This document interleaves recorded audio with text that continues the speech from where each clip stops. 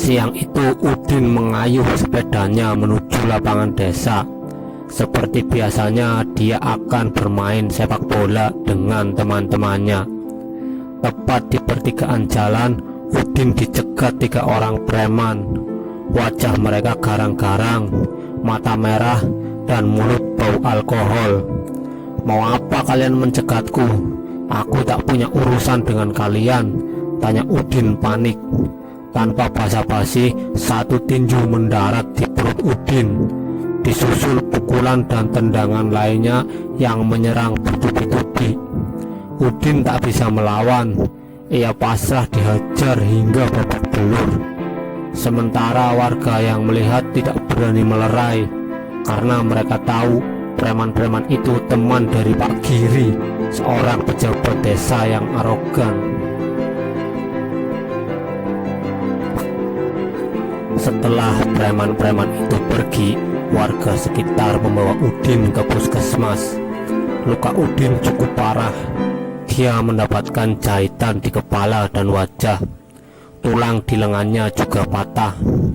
Udin adalah pemuda yang kritis. Dia sering mengkritik sikap pejabat desa yang korup dan berbuat semena-mena. Menurut Udin, setiap kali ada bantuan dari pemerintah, yang mendapat jatah hanya orang-orang yang dekat dengan Pak Giri. Bahkan meski orang tersebut terbilang mampu dalam hal ekonomi. Sebelumnya ada beberapa orang yang vokal memprotes Pak Giri, tapi mereka bernasib sama dengan Udin. Akhirnya membuat yang lain ketakutan dan memilih diam. Diketahui Udin menyebarkan berita di Facebook tentang tetangganya yang tidak menerima bantuan pemerintah, padahal kondisinya layak menerima bantuan, sedangkan orang yang mampu malah menerima bantuan. Hal itu membuat Pak Giri geram dan memerintahkan anak buahnya menganiaya Udin. Sementara di kafe, Pak Giri dan preman-preman anak buahnya sedang merayakan kemenangannya karena telah menghajar Udin. Mereka mabuk sambil berkaraoke ditemani beberapa perempuan. Pak Giri pandai sekali memainkan praktek korupsi. Itu yang membuatnya seperti tak pernah kehabisan uang untuk bersenang-senang. Setelah puas bersenang-senang, Pak Giri dan anak buahnya pulang. Pak Giri mabuk berat. Dia mengendarai mobilnya sendiri. Anak buahnya yang masih kuat menawarkan diri untuk menyetir karena takut terjadi apa-apa di jalan. Tapi Pak Giri menolak. Benar saja, Pak Giri mengendarai mobilnya dengan sangat kencang.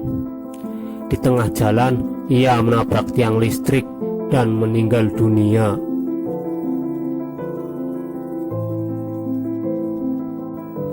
Malam itu Topik berangkat ke balai desa.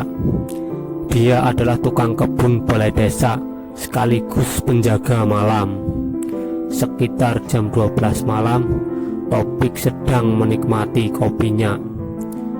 Terdengar ketukan pintu beberapa kali. Karena penasaran, ia pun membukanya. Seketika tubuhnya kaku, jantungnya nyaris copot melihat sosok Pak Giri berdiri di depan pintu dengan berlumuran darah. Mulut Pak Giri mengucap kalimat, "Tolong aku." Teror yang sama juga dialami warga yang lainnya. Tak hanya di balai desa, arwah Pak Giri juga menampakkan diri di sudut-sudut kampung. Dia mengucapkan kalimat yang sama, yaitu "Tolong aku." Hal tersebut membuat resah warga. Bahkan setelah mati pun Pak Giri membuat takut warga. Hal itu membuat keluarga Pak Giri tak tenang karena banyak warga yang protes. Atas saran dan dorongan dari rekan kerja Pak Giri, istri Pak Giri meminta tolong kepada Kiai Hanafi. Kiai Hanafi sudah biasa menghadapi masalah seperti yang dialami almarhum Pak Giri. Kemudian Kiai Hanafi mengumpulkan warga untuk doa bersama. Ia meminta seluruh warga untuk memaafkan kesalahan yang sudah dilakukan Pak Giri agar arwahnya bisa tenang. Setelah acara tersebut, teror arwah Pak Giri pun selesai. Warga kembali hidup tenang.